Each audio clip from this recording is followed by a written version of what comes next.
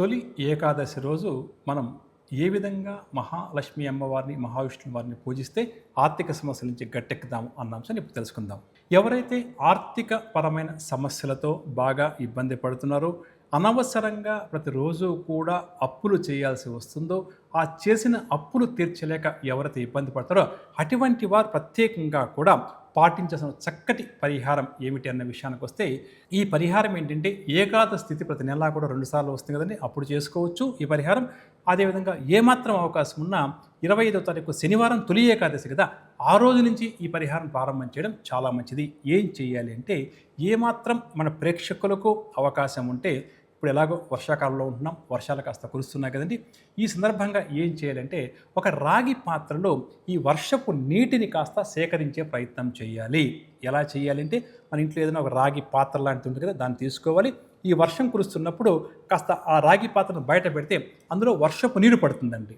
ఈ విధంగా రాగి పాత్రలో వర్షపు నీటిని కొద్దిగా సేకరించుకొని తొలి ఏకాదశి రోజు, అంటే ఏమాత్రం అవకాశం ఉన్నా, ఒకవేళ అలా కుదరకపోతే ప్రతి నెలా కూడా మనకు 2 ఏకాదశిలు వస్తాయి కదా, ఆ సందర్భంగా ఏం చేయాలంటే ఈ రాగి పాత్రలో సేకరించి పెట్టుకున్న వర్షపు నీటితో మహాలక్ష్మి అమ్మవారికి, అదేవిధంగా మహావిష్ణువు వారికి జలాభిషేకం చేసే ప్రయత్నం చేస్తూ వారి యొక్క స్తోత్రాలు పఠించే ప్రయత్నం చేయాలి.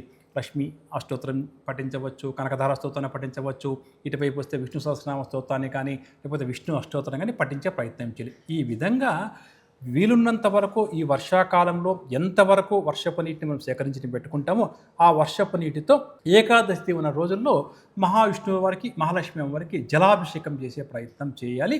ఆ అభిషేకం పూర్తయిన తర్వాత తులసి దళతోటి వారికి ప్రత్యేకంగా అలంకారం చేయాలి. ఈ విధంగా చేసి ఏదైతే ఆర్థికపరమైన సమస్యల వల్ల ఇబ్బంది పడుతున్నామో స్వామి దాని నుంచి బయటపడాలి అని చెప్పి కోరుకోవాలి.